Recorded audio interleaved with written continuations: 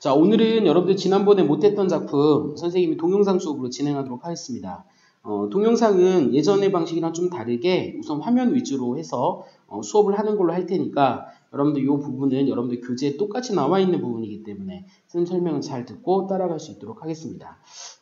첫 번째 나와 있는 작품 여러분들 제목이 뭐죠? 그렇죠. 찬 기파랑가입니다. 찬 기파랑가.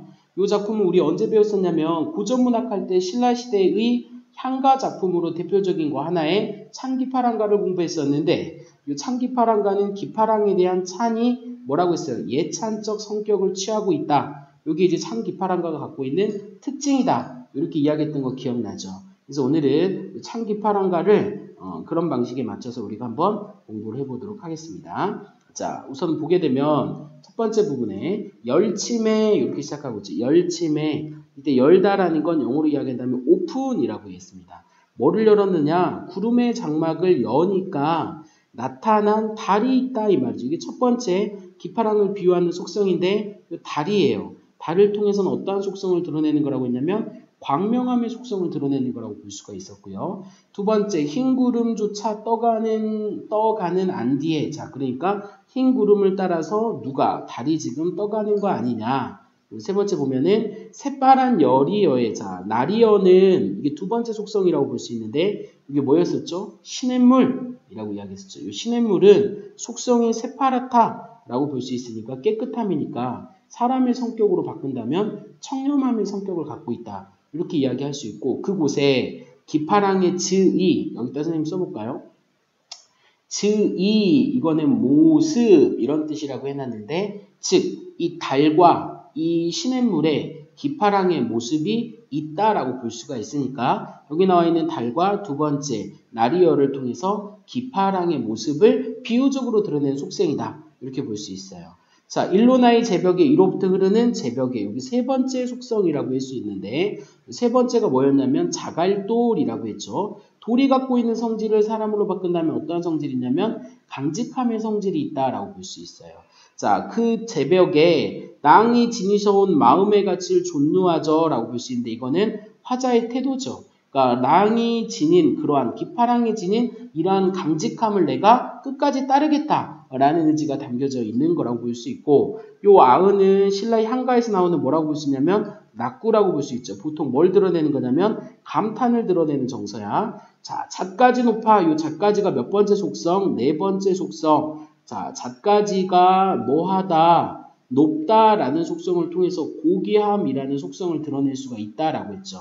그래서 지금 첫 번째, 두 번째, 세 번째, 네 번째 이 속성을 통해서 기파랑의 형태를, 기파랑의 모습을, 즉 예찬적 속성을 제시하고 있다. 이 속성을 통해서 뭐 할 수 있다? 예찬할 수 있다. 이게 선생님이 이제 강조한 부분이라고 볼 수 있고 제일 마지막에 서리 못 누울 화반이여. 서리는 시련과 고난인데 그 어떤 시련과 고난도 기파랑을 막을 수는 없다. 이 화반이라는 건 화랑의 우두머리를 이야기하는 거라고 볼 수가 있겠죠. 그러니까 기파랑은 화랑의 우두머리로서 이러한 속성을 갖고 있기 때문에 서리가 함부로 다가갈 수 없다라는 예찬적 성격을 노래하는 게 이 작품인데 다시 한번 더 정리합시다. 기파랑의 속성을 드러내는 소재 첫 번째 달을 통해서는 뭘 드러냈다고요? 오케이.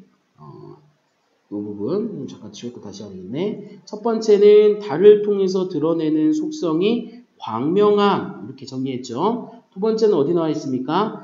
나리어의 새파란이라고 볼 수 있으니까 시냇물은 뭐하다고 했어요? 깨끗함이니까 청렴함의 속성 이렇게 이야기될 수 있고 세 번째는 어디 나와 있습니까? 제벽에 자갈돌이라고 했죠. 여기서는 어떠한 단단함의 속성을 갖고 있었기 때문에 강직함의 속성 이렇게 이야기할 수 있고 마지막 잣가지가 네 번째인데 네 번째를 통해서는 뭘 드러내는 거라고 볼 수 있죠? 아까 고귀함의 성격 이렇게 드러낼 수 있고 여기 보면 설이라는 건 시련과 고난을 드러내니까 학교 시험에 이렇게 나옵니다. 기역, 니은, 디귿, 리을, 미음. 자, 다음 중 이질적인 걸 고르시오라고 하면 뭘 고르면 되는 거죠? 설이를 고르면 되는 걸로써 이 작품은 뭐에 대한 기파랑에 대한 어떠한 노래다? 예찬적 성격의 작품이다. 총 몇 개로 되어 있냐면 10줄로 되어 있으니까 19채 향가다. 이 정도 여러분도 알고 있고 여기서 포인트는 예찬을 뭐를 통해서 드러냈다? 속성을 통해서 드러냈다. 속성이 몇 가지가 있었다? 4가지가 있었다.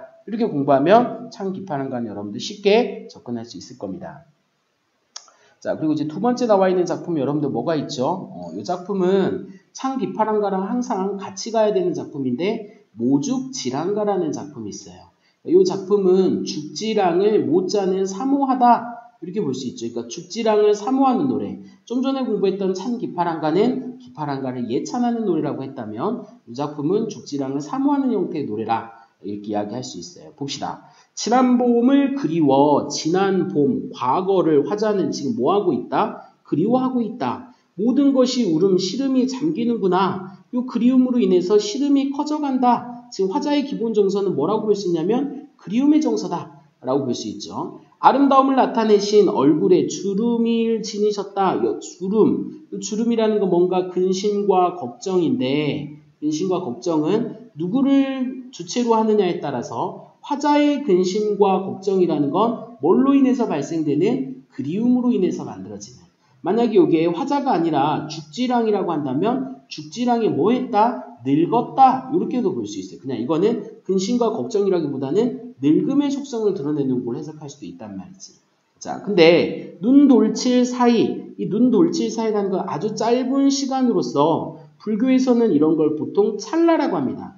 아주 짧은 시간이라도 만나 뵙고 지일이다. 이게 화자의 지금 뭐냐면 소망이라고 볼 수 있죠.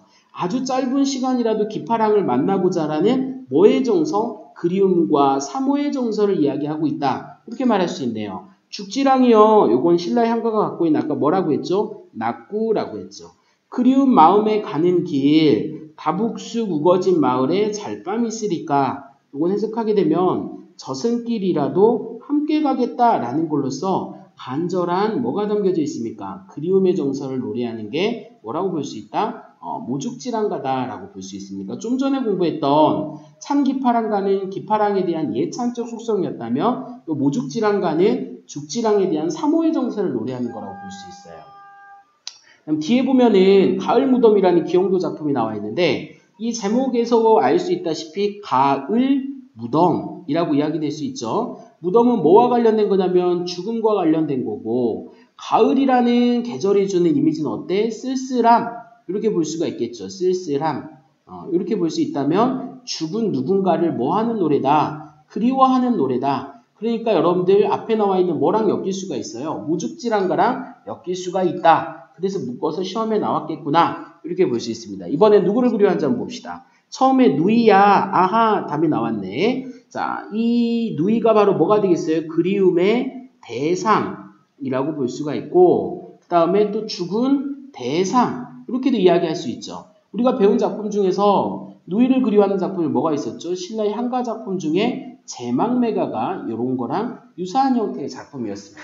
자, 니 파리아는 무슨 뜻이냐? 가냘픈 얼굴에 철철 술을 부어주랴. 술이 뭔가 중요합니다. 시리도록 허연 이 영화의 가을에 망초꽃 이불 덮고 웬 잠을 그리자느냐. 이거 바로 이제 어떤 상황이냐면 죽은 누이에 대한 그리움이죠. 자, 풀씨마저 피해가는 푸석한 이 자리에 빛바란 단발머리에 누워있느냐. 이렇게 이어지는 걸로써 죽은 누이에 대한 뭐를 그리움의 정서를 드러내는데 도대체 이 술이 뭘 의미하는지를 뒤를 보면서 한번 봅시다.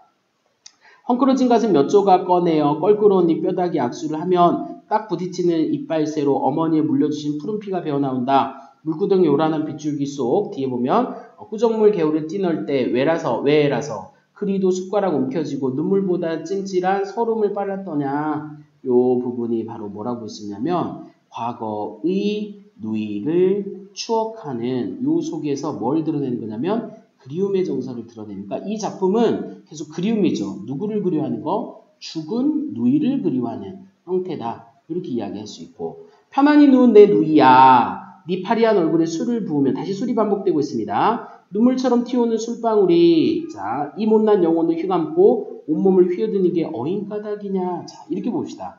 보통 우리가 제사를 지낼 때 뭐를 주죠? 술이죠. 그러니까 이 술이라는 건 이 승과 저승을 뭐하는 연결해주는 매개적 의미로서 여기서는 그리운 누이를 생각하게 하는 그런 매개적 역할을 취하는 게 이 작품의 술이라고 볼 수가 있고, 화자는 기본적으로 뭐 하고 있다? 죽은 누이를 뭐 하고 있다? 그리워하고 있다. 그런 누이와 다시 함께 살기를 바라는 이러한 정서를 술을 통해서 이야기하는 게 이 작품이라고 볼 수 있으니, 앞에 나와 있던 모죽질환가와 성격상 그리움의 정서상 연계되기 때문에 같이 나왔다라고 볼 수가 있는 겁니다.